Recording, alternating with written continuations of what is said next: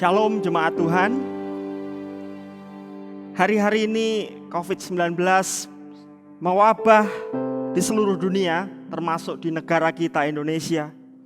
Virus yang tidak kelihatan, tetapi penyebarannya begitu cepat dan bisa menginfeksi siapa saja.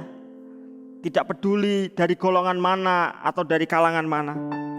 Virus corona ini menyadarkan kita bahwa ada ancaman yang tidak kelihatan di sekeliling kita, yang dapat mengganggu kesehatan kita, bahkan bisa menyebabkan kematian. Bersyukur karena pemimpin negeri kita tidak tinggal diam. Pemerintah telah membentuk gugus tugas untuk menanggulangi wabah COVID-19. Ada tim medis yang bersedia ada di garis depan untuk menolong saudara-saudara kita yang terpapar virus corona ini. Para dokter, para perawat, maupun tenaga medis lainnya berjuang segenap tenaga mereka.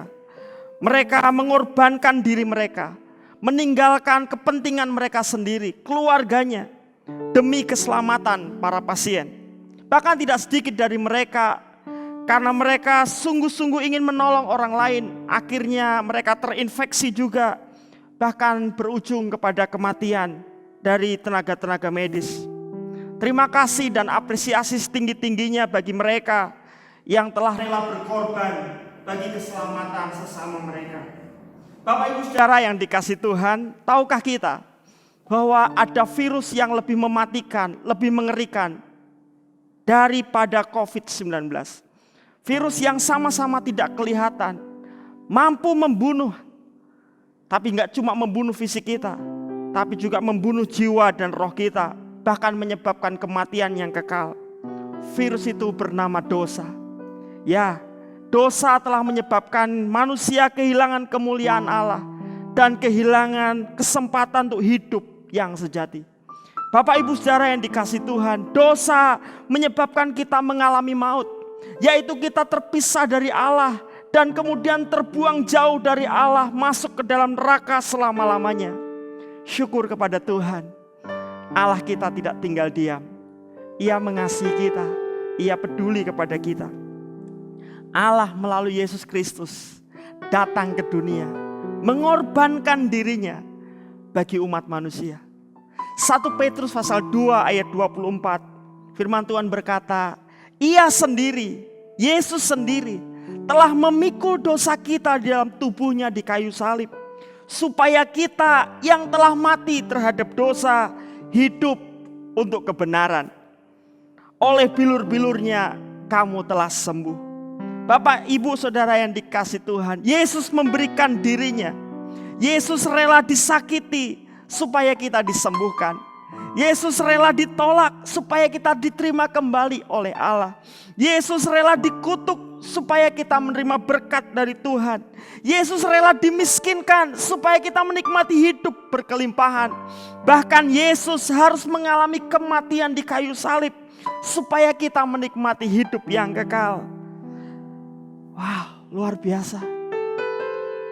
Biarlah dalam peringatan Jumat Agung tahun ini, mari kita kembali mengingat bahwa kalau hari ini kita hidup, kalau hari ini kita diberkati, kalau hari ini kita diterima kembali oleh Allah, bahkan kita diangkat menjadi anak-anak Allah, menerima warisan hidup kekal di dalam kerajaan sorga, kita mesti sadar, kita mesti ingat bahwa itu semua karena Yesus telah mengorbankan dirinya dan mati untuk kita.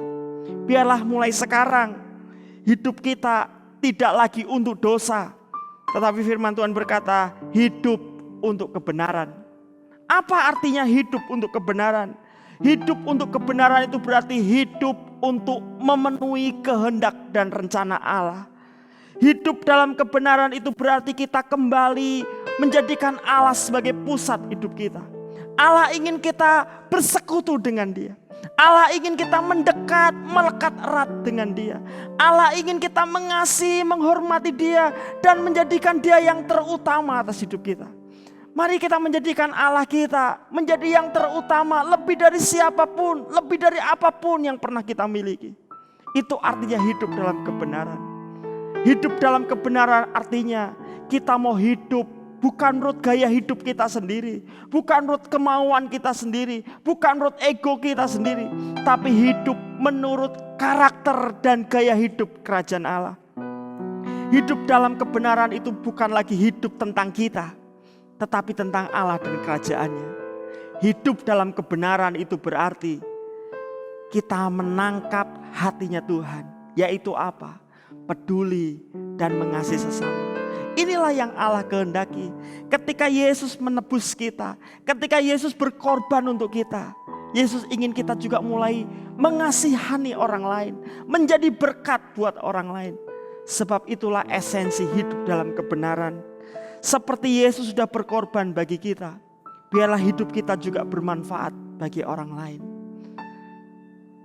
Di Jumat Agung ini, kita akan mengikuti sakramen perjamuan kudus. Perjamuan kudus diperintahkan Yesus supaya kita mengingat kembali bahwa Yesus sudah berkorban untuk kita. Yesus sudah mati untuk saudara dan saya. Dan sekarang kita tidak lagi hidup untuk dosa, tapi hidup untuk kebenaran.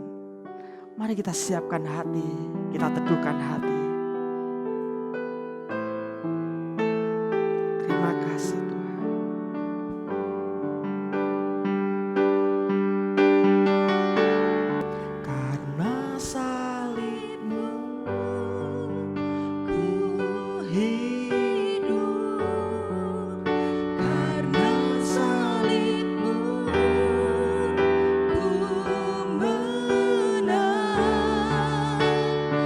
Engkau yang berkuasa.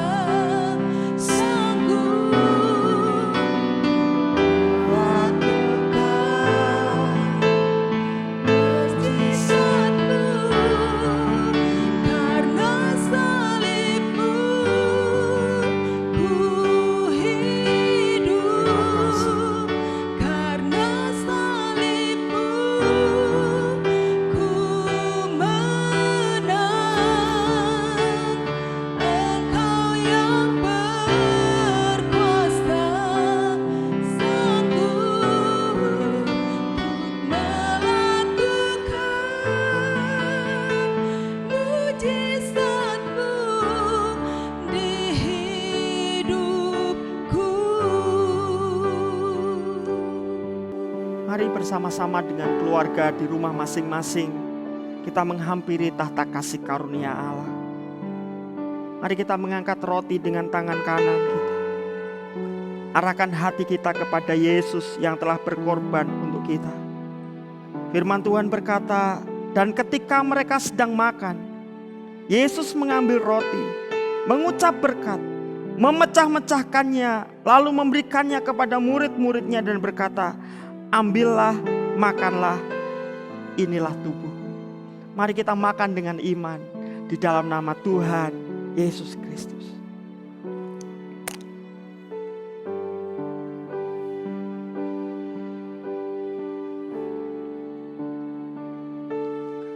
Mari kita mengangkat cawan dengan tangan kanan. Saudara boleh buka.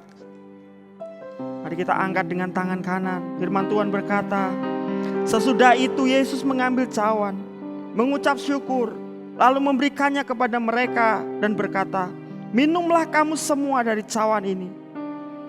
Sebab inilah darahku, darah perjanjian yang ditumpahkan bagi banyak orang untuk pengampunan dosa. Mari kita minum dengan iman dalam nama Tuhan Yesus Kristus.